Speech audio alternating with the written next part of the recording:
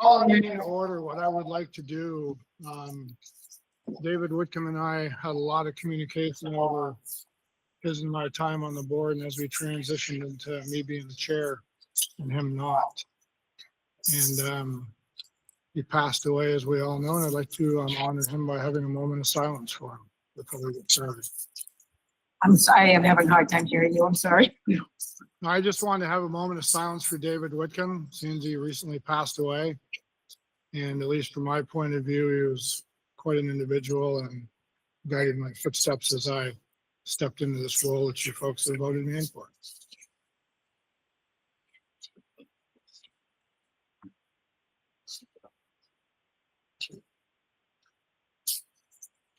Thank you.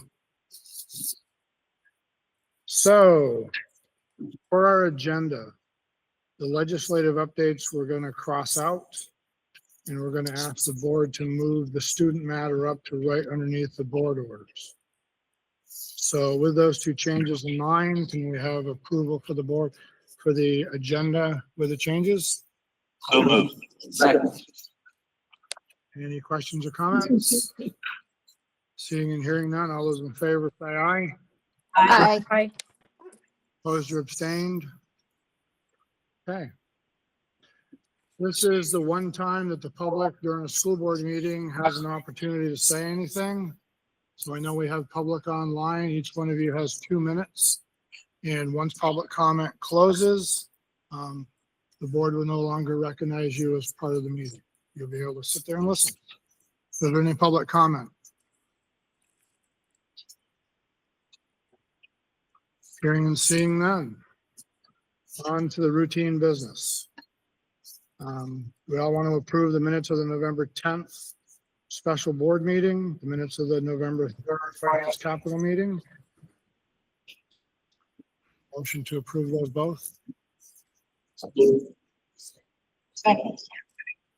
Any questions, comments? Hearing and seeing none. All those in favor of approving these minutes, say aye. Aye. Aye. Opposed or abstained? And board orders, that'd be you, Stephanie. Okay, so I reviewed the board orders listed on the back of the agenda. Everything looked all in order, and I'd like a motion to pass the board orders.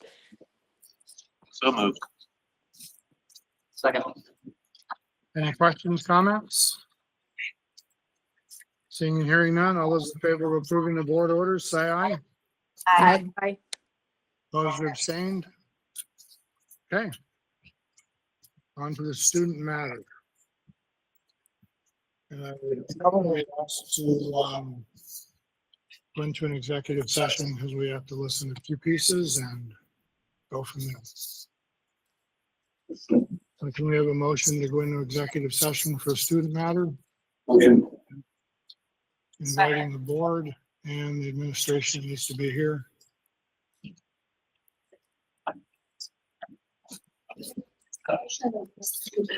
I think it's me. Superintendent and principal. This is super. Yeah. So, the phone number ending in 63, who's that?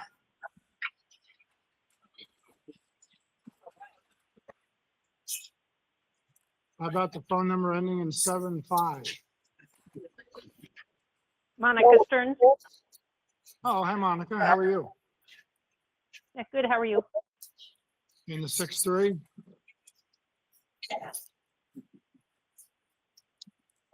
You got to come off mute to answer, and if I don't hear from you, you will end up in some other electronic land.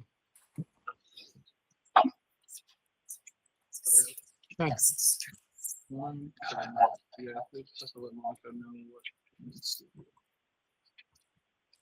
I Monica, think it's Kylie Hill is 6'3".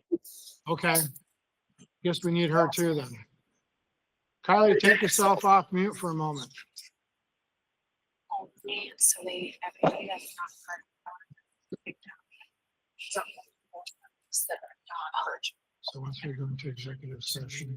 Monica, once we move into executive session, you're going to want to dial *2 from your phone. Also, Okay. If you joined by phone, it's *6 to unmute.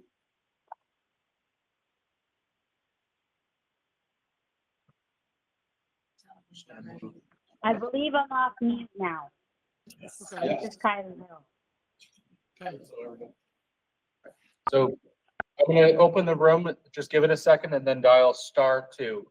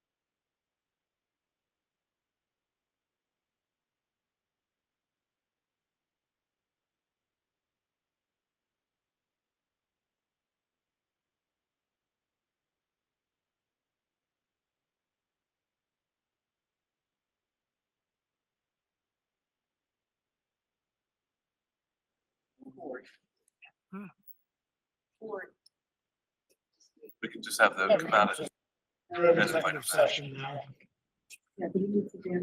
So as soon as their screen pops back up.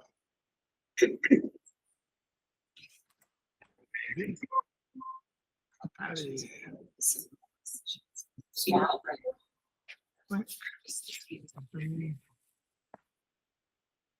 7:05 and 6:30.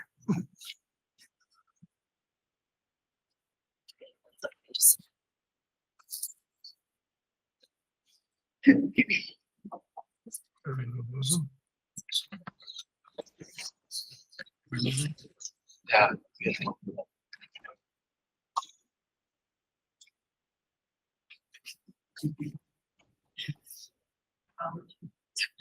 Two more to go. Almost. We're just waiting on the two phones.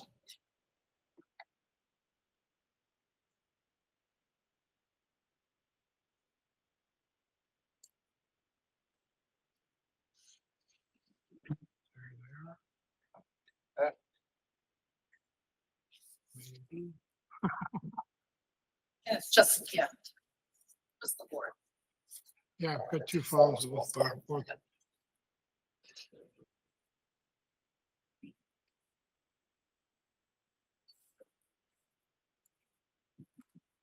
Maybe, maybe not. No. Majority are anyways. So But now you want it? now I want it. Motion to return to school immediately with education as outlined by the administration. seconded. Any further You'll have a questions? letter that follows up with the specifics of that education. Any further questions? Second. Hearing and seeing none, all those in favor of taking these recommendations, say aye. Aye. Opposed or abstained? Okay. All done. That's all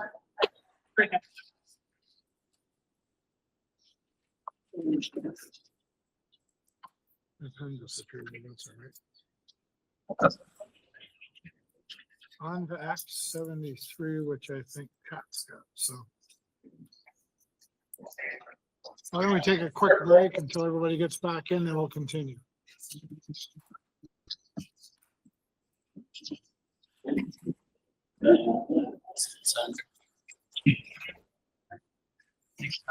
Nice.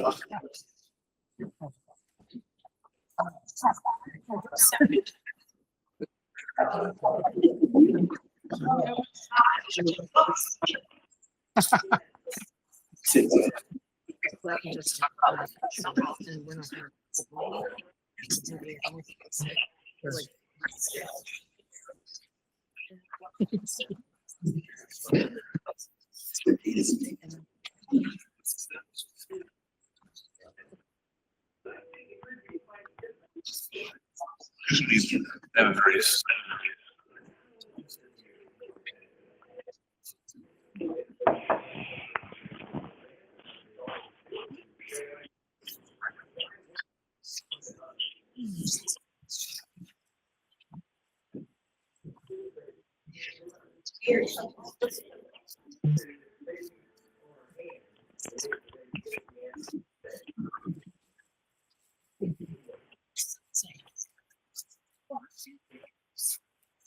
So we all somewhat set.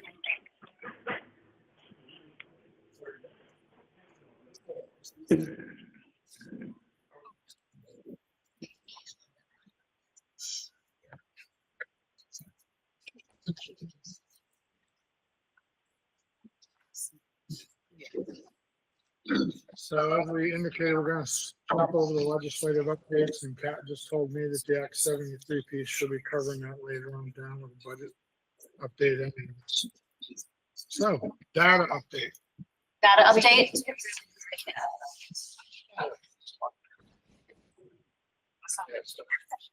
I guess that might work, huh? So obviously we're skipping over the legislative updates. And Kat just told me that the Act 73 that should be covering those pieces down with a budget update and her administrative update. So we're going to skip over that as well and go straight to data update. Oh, okay, there you go. Okay. Data bites, we're gonna look at data at each meeting. One thing we're gonna look today at the different types of assessments that we use, what they're for, and when they're given. One thing I wanna say before I start speaking about those pieces is that it's a little known fact that students are actually learning when they're taking an assessment. That the actual act of trying to recall things and get it down on paper actually sort of solidifies something in your brain. So that's just something to keep in mind. I think we often get scared and frustrated by assessment, and certainly students experience some frustration trying to get it all out. It's actually good for us to do that, just so we all know. Okay. One thing we use is the Northwest Evaluation Association's measure of assessment progress. What does it do? It measures progress and academic growth in math and reading. And we give this test district-wide in September and March. We've looked at these scores before. They look like this. You've seen it. With this being students who are made the most progress, and these students had the least amount of growth. Remember that if that's a growth measure, you might have had very little growth because you were already doing so well. You might have had a lot of growth because you had a lot to catch up on. They are adaptive. That means that it finds the student where they're at. If they're in 7th grade, it doesn't just give them 7th grade questions. It will bring it to the level that the student is at by asking questions and then adapting when they get right or wrong answers. It informs our instruction. We bring those to data team meetings. Teachers are in data teams. They look at that data and they think about what it means for their students. And it is benchmarked so we can see nationally how students are doing and how our schools are doing against national norms. Next slide. FastBridge. We've had this in the district before for a few students. We are now using it with all students.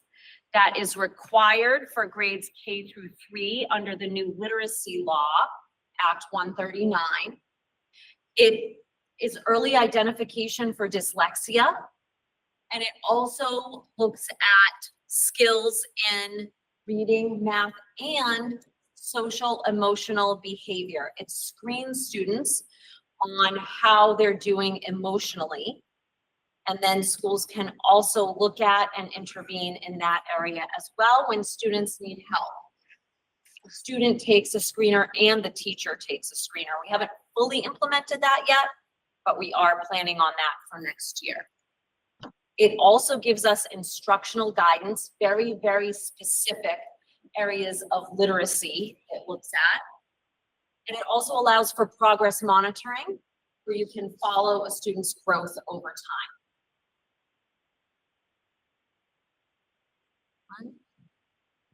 PT-CAP. That is the required testing the state of Vermont has to meet federal requirements.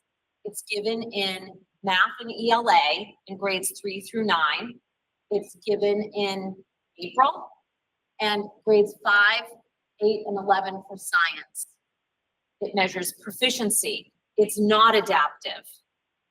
It just goes with that grade level. Questions. It's for accountability, for the state to hold schools accountable under federal requirements. And we use it a little bit to inform instruction in a very broad way. We could look at areas that we need to improve, but doesn't give real specific information about what students need. And it comes much too late for us to be able to use it in that way, right? We give it in April of one year. We're often allowed to see it maybe in September and then release it like in December. So it's a long timeline on that one. Next. We have classroom assessments. We have assessments that go with UFly, ARC, Bridges, Open Up, all of those programs. UFly is from the University of Florida. That's what we're using those early grades to teach reading. Art is what we use for reading K4 for students to read about specific topics. Bridges is math K4, Open Up is math 5 through 8. And then teachers always have assessments in biology, social studies, English language arts. That was a broad overview of all the assessments we give district-wide. Any questions? So some might ask, Yeah. why do we give so many different kinds of assessments? Yeah, so the different assessments do get at different things, right? One is a dyslexia screener that gives very specific things on literacy. That's the Fast Bridge. Another is the NWA map that's broader, more conceptual questions that we look at for growth. So, and then VTCAP we're required by law. Also Fast Bridge we're required by law because it's our approved literacy screener. Yes. The teacher created assessments, is that done across grade levels?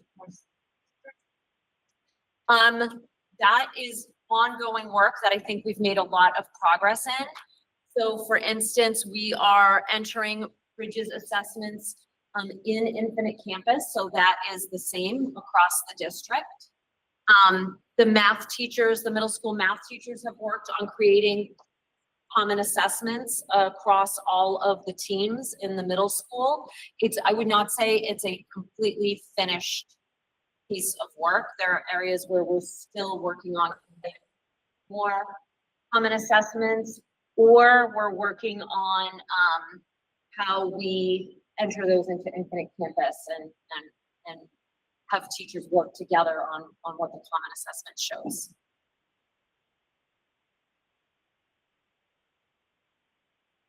Anything else? Yes, I've got this question, you probably already know, but. So down at a meeting, we start talking about budgets. The question those comes out is reasonable questions as far as I really narrowly. And that's a really good question. It's kind of forward. That's So, oh, sorry. So, if information like that could be, I think I mentioned it to you last year, if you're looking at this.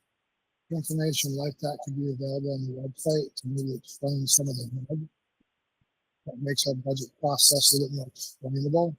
Because we've got some, and then Johnson at least, and fellow Johnson that's on the screen and here. They want to know where we placed, who's not, where they're giving our tax money. So, great question. Information doesn't come to me exactly like that. Like I'm not given a number where we place, but we can certainly continue to look at our scores and look at the growth we're experiencing. So what we can show is whether the programs and the instruction that we're using are showing growth in our students. And then if they're not, what we're doing to refine that so that they do. Yes. That's probably a exploration that. I just, all of our board members and all of our communities, as we go forward with the budget, to be able to answer the question. Yeah. Yeah. And have them say, "Hey, look at the website." Thank you. That's what you understand.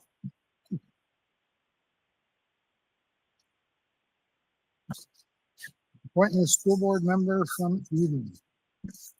And I, Stephen, will be the rest of the board there to let us know. Tiffany Cochran. Tiffany is with us. He is interested in joining us until Eden formally punch you off the floor in Eden. So, any comments, any thoughts? I'm just looking forward to maybe I want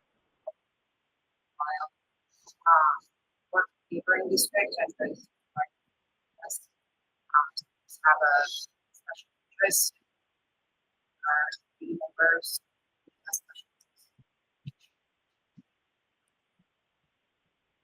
I have the offer here.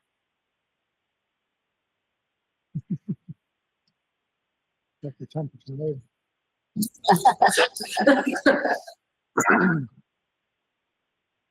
So we have a motion to accept Tiffany on the board. So moved and recommended.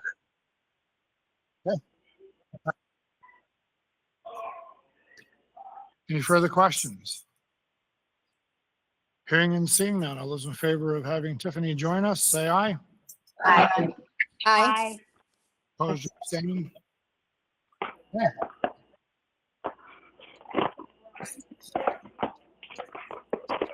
You can take action until you get down to town clerk and get all the paperwork done. I'm sure Jeff will. Approve Park long-term substitute teacher. I'm making a recommendation that the board approve hiring Laura Frank as the long-term kindergarten sub from Hyde Park Elementary at a column M30, step 7, with an annual salary amount of $66,805.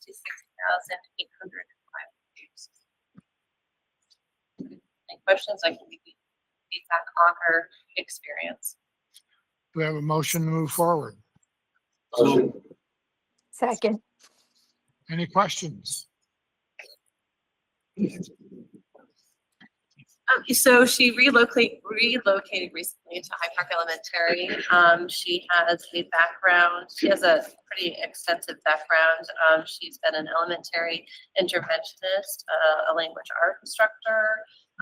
She's done early childhood intervention, or she was an early childhood intervention teacher. She's done behavioral intervention. She's been an elementary like skills teacher, a pre-kindergarten teacher, and a family case manager. So she comes with a pretty significant amount of experience in school.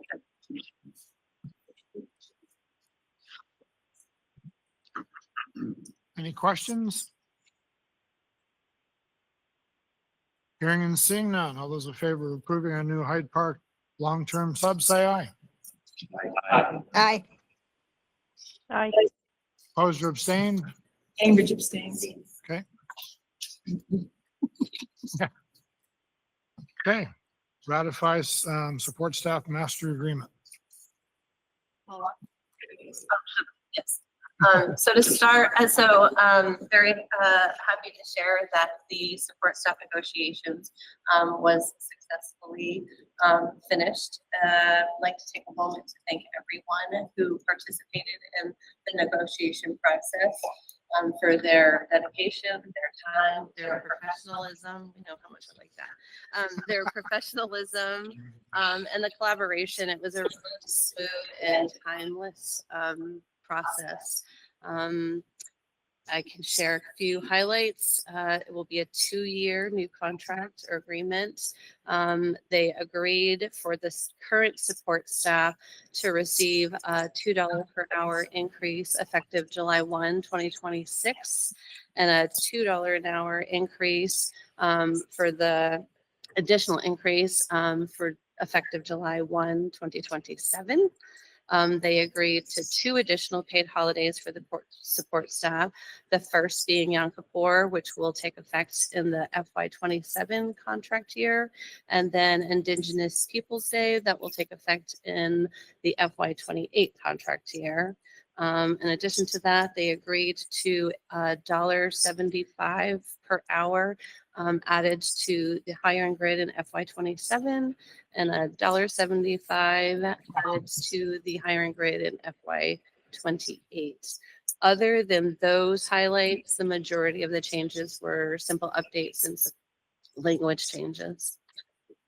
But again, it was a really smooth process and went very quickly. So do you have a motion to move forward on this? So moved. Second. Any discussion? Should be able to hear me by now. Hearing and seeing none, all those in favor of ratifying our support staff master agreement, say aye. Aye. Aye. Opposed or abstained? Abstain. Yep. Okay, Thank you. very good. Budget process update. 40 Act 73. Okay. Here. Like screens. I use that. So I don't. Mostly for the folks online. Okay. If I'm screeching at you online or here, just tell me to take it down a notch. So you have been given a little packet, and I'll get to those pages in a second.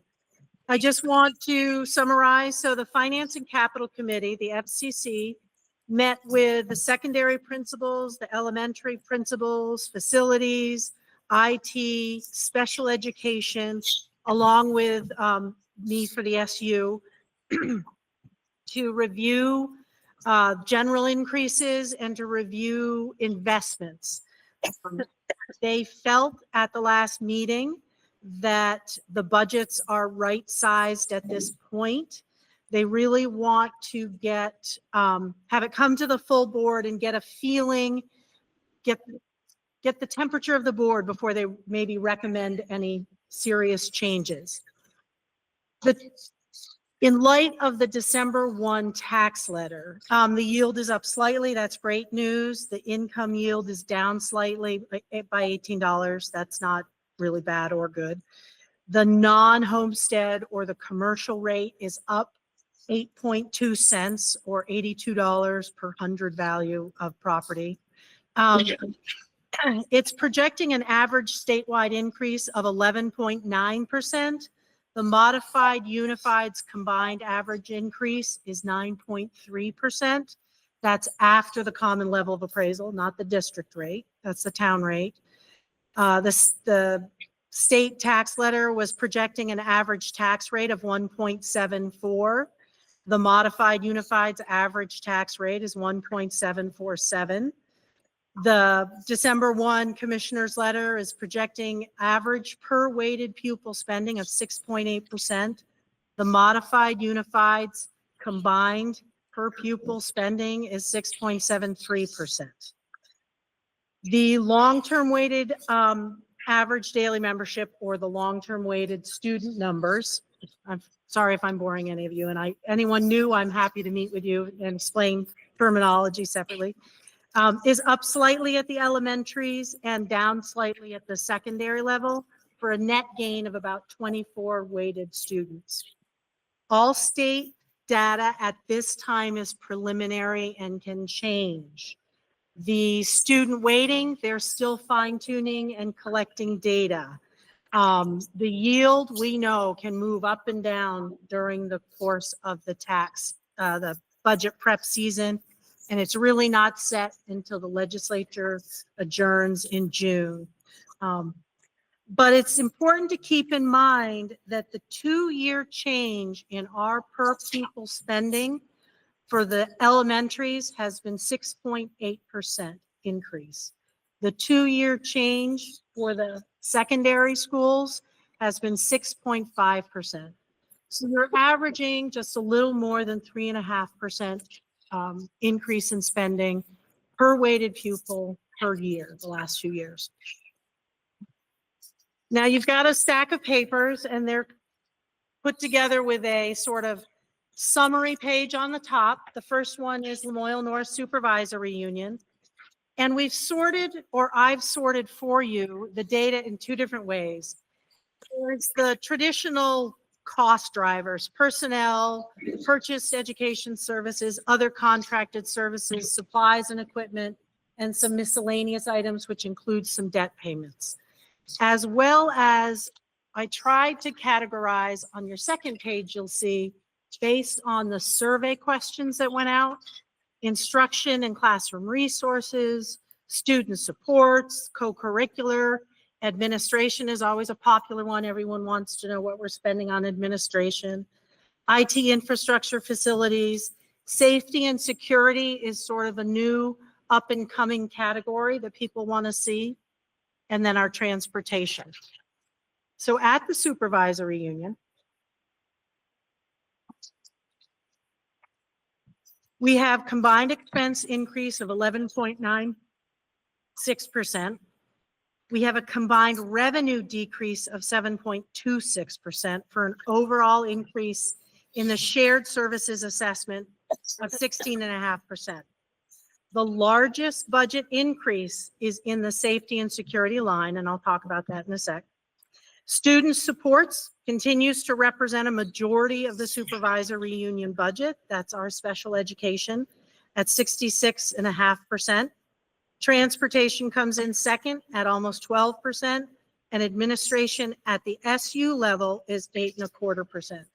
And I think it's important to remind people, and for new people, that at the SU level, we have an HR department, a finance department, and a communications department that's in that administration that services the entire supervisory union. That's 500 employees, 8 schools, keeps us legal, going to jail, keeps us out of fines and troubles. It's important to remember that at the SU, your 8.25 seems high compared to what we talk about. When we get to the schools, we'll see how it filters down. The FY27 budget for the supervisory union now includes a district-wide shared enrollment manager. This is centralizing the enrollments from the school district because everyone was doing a little differently. Data, when it goes into the database, if it's just not perfectly right, like no decimal point or period after saint, no hyphens, et cetera, it messes with our data. This individual is working with the student data manager. We have a centralized hiring and onboarding system that's going into effect this year. Again, each school, each site was doing it a little different. We're finding we need fidelity in the process. We're finding people at the districts have a hard time with some of the coordination. This individual, its staff, will help with coordinating the interview schedules, the committee schedules, get all our job descriptions online and centralized, placing the ads, making sure they're placed in multiple different areas and venues with Rainey for media, depending on what the position is. Once the committee says this is the person we want to hire, it'll come internal for a wage or salary proposal. We can do background checks, or we can leave that up to principals or the supervisor. All of this, and so that it'll be sort of the same across every potential hire and every new hire. Again, with fidelity and consistency across the board. We have increased centralization of shared information technology resources. We're finding out more and more services are being blended, and it's hard to tell where one stops and the other starts. It makes much more sense. Again, with fidelity, you can just move to where the services need to be. We have invested it. We haven't hired, but in this budget, there's an investment in a district-wide shared safety and transportation manager. You've heard me talk about right now, everything you've seen is 3 people whose primary jobs are something else, bringing this together, trying to coordinate all of us who are team members, staying up to date on what's new. It's a lot of work. Other shared safety supplies and equipment like reunification supplies, our Centegics, that's all being rolled into the SU, where it was a build to, I think, this campus and then build out separately. It just makes, again, more sense to have it in one place and assess it out as a shared resource. And then our school resource officers were always sort of billed here, and then we tried to divide the invoice based on who we thought was getting resources, but they move sort of seamlessly where they need to be when they need to be. And it makes sense for them to be at the SU and allocate it out. So we don't have to worry, oh, who are we billing today? Who are we billing tomorrow? Additionally, we've never, in the last couple of years, haven't budgeted correctly or adequately, sort of grossly under budgeted. So when they came over to the SU, we also increased that budget line. But it's now in there, it's captured, and it is fully budgeted. The second bundle would be the modified unified's elementary schools of note. And this is, so when our assessment comes down from the supervisory union, it's always flowed into two lines only. Special ed, which is student services, white student supports, easy, and administration. But we know that only 8% of the SU is administration. So Linda and I have worked in our uniform chart of accounts to create accounts in the areas that better represent what's coming down: instruction, safety and security, administration, transportation, etc. So you'll see that some of the lines, and I've been able to adjust FY26. So we're looking at apples and apples, not FY26 with it all in administration and FY27 divided in different buckets. Excuse me. So there's 418,000 of the surplus, which is 100% of the surplus from FY25 applied to the budget to help hold down costs. That amount is 161,000 less than what was applied for this year's budget. 10.4% increase in general fund expenses, but almost 33% decrease in general fund revenues. A lot of that is Medicaid revenues are now, based on the state uniform chart of accounts, are now being recorded as a type of grant. The associated expenses have been moved over to grant expenses with that. There's a 12.6% increase in education spending at the elementaries, 7.3% increase in spending per weighted pupil. The largest budget increase again is safety and security. Instruction and student supports remains at 3/4 of the budget. 3/4 of the budget is instruction and student supports. It was last year. It has been pretty consistently that high, and it continues to be. Facilities is the third highest investment at almost 10%, and administration is less than 3% of this budget. Overall, in the MUUSD, the combined district tax rate increase of 3.87%. Town tax rate increases estimated at 3% to 13% with an average of 9.3. And it's worth noting that people are like, well, what does it take to move the tax, whatever. $110,000 in budget cuts, loss of resources to our schools, moves the tax on a $100,000 home by $5, $200,000 home by $10, $300,000 home by $15. It takes, and we saw this 2 years ago and last year, it takes an awful lot of resources cut to move the town tax rate. And then again, for the secondary, the high school, middle school, we've got a page of summary. There's the general notes are on there that are identical to the elementary.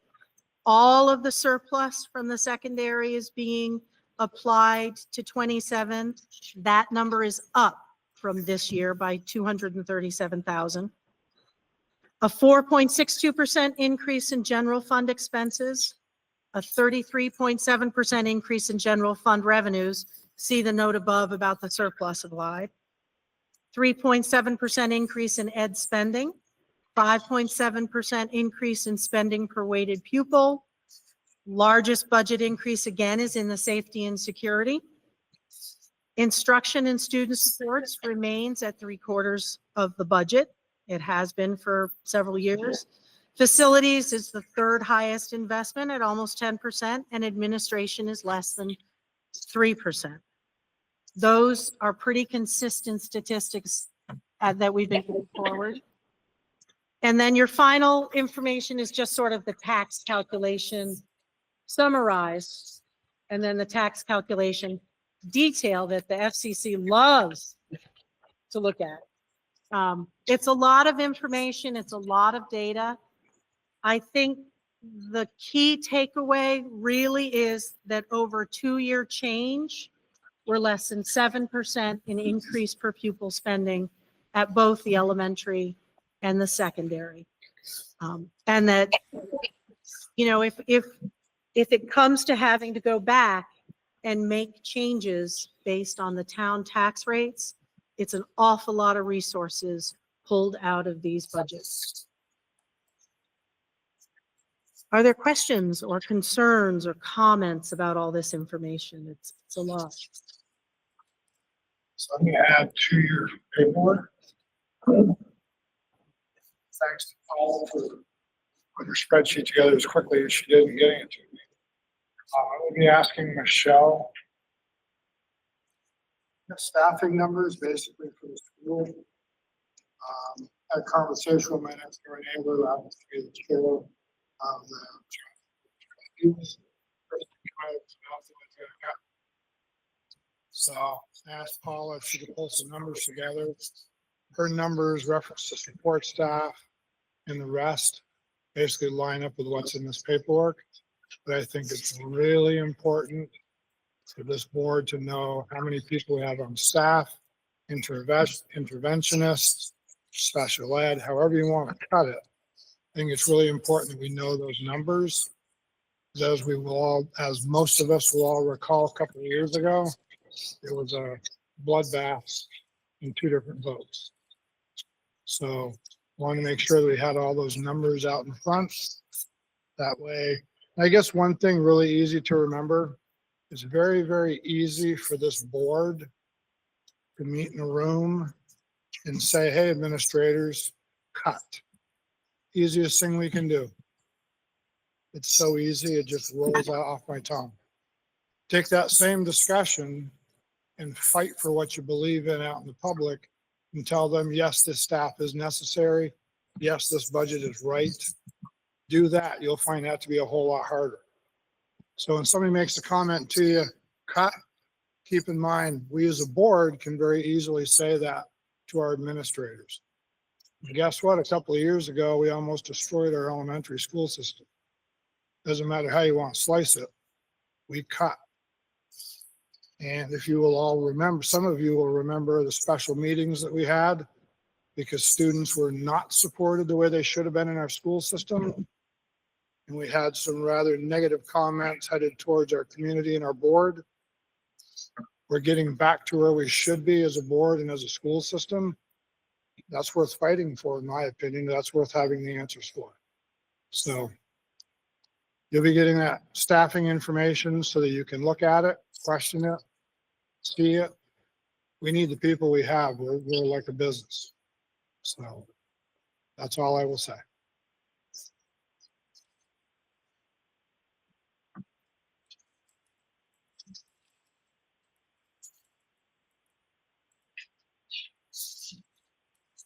So I think, certainly, or did someone raise a hand?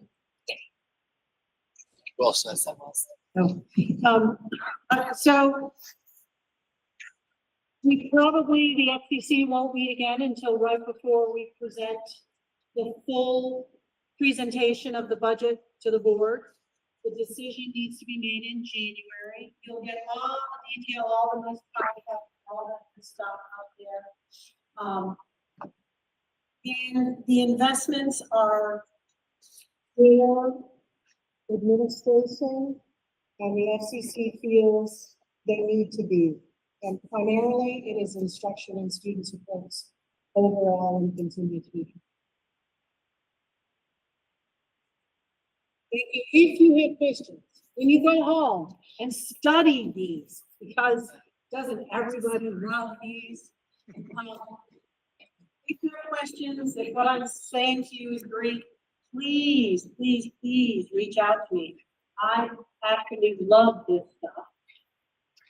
And I love to help people understand, especially what I know of the ed funding in the state as it currently exists today. And we're still operating under. Thank you. So I'll just talk very briefly about Act 73. We are at a crossroads. Act 73, as it was passed, did not address how we would achieve cost savings. Eric Hutchins, our longtime teacher, posted something on Front Porch Forum, which I will ask Michelle to send to all of you because it's interesting.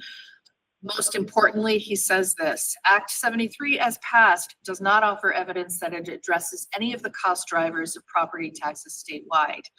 Vermonters voted for the legislature to address property taxes, not to consolidate districts or remove local control of our schools. Nothing in Act 73 shows evidence of cost savings, while it also promises to close schools in rural towns without accounting for transportation costs or potentially needed building upgrades or new construction. The school district redistricting task force has come under fire by the governor and the current secretary of education for not meeting the charge of 3 maps or up to 3 maps that shows where consolidation can happen. The VSA, VSBA, VPA, all the Vs believe that the district actually met its charge by thoughtfully proposing the one model that has shown cost savings in New York and in Southern Vermont, and that's the BOCES, Board of Cooperative Education Services model. It asks for voluntary mergers. And I think there are some districts considering those. I know that this board passed a resolution to offer as public comment the ability for the MUUSD and Cambridge to actually become one school district. And to think about regional high schools down the line, like in the 5 to 10 year range. But to share services, especially in the areas of special education and transportation. So we believe, we as in the Vs, the VSA, VSBA, believes that the district did meet the redistricting task force met its charge because they listened to the communities, they listened to voice. They didn't rush to make a decision without having any research-based answers. So take that piece, and then we look at the Democratic leaders in House and Senate who are still bullish on Vermont School District Consolidation Plan, and House Speaker Jill Krowinski and Phil Baruth have said that they still plan to pursue consolidation. So what's interesting to me about this is that when Act 73 was being discussed and put forward as something to pass, the word consolidation was really not articulated. It was, I mean, if you can read between the lines, but that wasn't the sort of the speaking mantra of the governor. Now it's, you're supposed to consolidate. You didn't consolidate. You didn't give us maps that show consolidation. Juxtaposed with that is the December 1 tax letter, which Deb can talk about. But there was sort of a veiled message that you didn't do what you said you were going to do. So I don't know that I'm going to buy down taxes. It doesn't feel good. It feels like adults temper tantrums a little bit. So where are we? We're nowhere. The intent was to have a plan to vote on that would begin the process of moving into fewer districts within a year. I don't know how that's going to happen when there hasn't been a recommendation for that accepted by any commission or task force. We will see what the legislature does. So January should be very interesting because that is when sessions begin, and that is when we will hear more about what people are willing and wanting to do. Nowhere is there respect for healthcare and the rising costs of healthcare. I don't know where this is going to go. I'm not sure anybody does, but there are disparate opinions about this from pretty much every faction. Do you want to say anything about the December 1 letter, Deb, or no? No, other than, before the task force gave its recommendation or lack thereof, the governor talked a lot about being able to buy down taxes. We'll buy down taxes. I said, he's getting his way. We'll buy down taxes, right? So the question is, are those funds still there and can they buy down taxes even though he's not getting his way? So that's one of the questions about the December 1 letter that, I still have looming out there. And, well, it depends on what happens with budgets. I can't say the yield's going to go down. I would think that what came out was the shock factor in the worst case scenario. But we'll have to see what happens with budgets across the state. Certainly the discussion about building new high schools and everything else has now been sort of backburned. That's about all I have. Other than I gave the highlight. Any other thoughts about Act 73? Everybody knows that we're still under the finance formula back in 27, right? So when your local taxes go to the local town clerk, that's 50% of our budget. And when you send the state form and all the businesses do, that state money goes into the general education fund. So some people have heard me talk about it, and I've said it openly in Johnson, that if Newport passes their school budget, Newport gets their piece of the education budget. If our budget gets voted down, until we've got a good budget, we don't get our piece. So I've said this publicly a number of times, that if you want to penalize your own kids, vote down a budget that when we walked in as a budget committee like a week ago, all the elementary administrators said we took last year's numbers and split them over. That's almost a lot of fun. So if we don't pass a budget, we penalize our own community by sending our tax dollars somewhere else.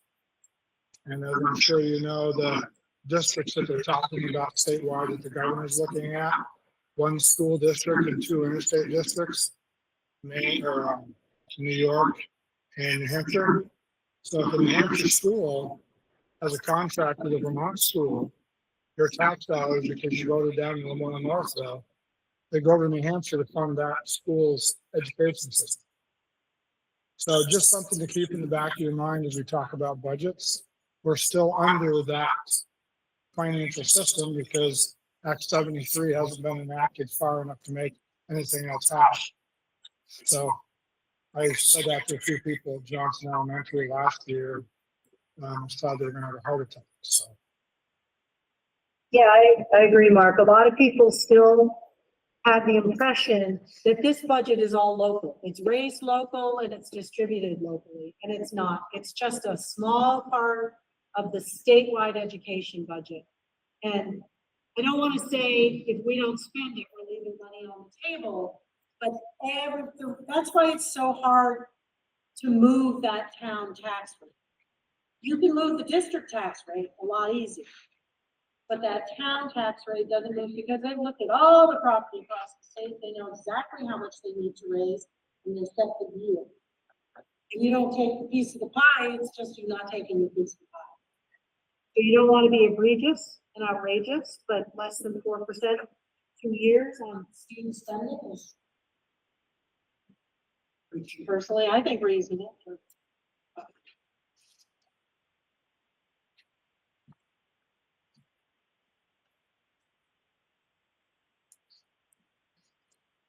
And our business is no questions for them. Silence and I see silence. Motion to adjourn. Have a good night. Thank you.